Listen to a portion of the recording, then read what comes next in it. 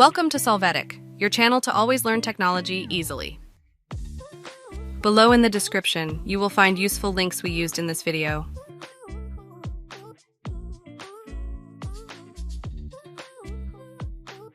Today in Solvetic, we will see how to Excel move columns without replacing. We will open the file to see the current content. After that, select the column to move, press the left Shift key, and when you see the cross in the column, drag the column to the location without replacing the content. Hey, remember to subscribe Solvetic channel.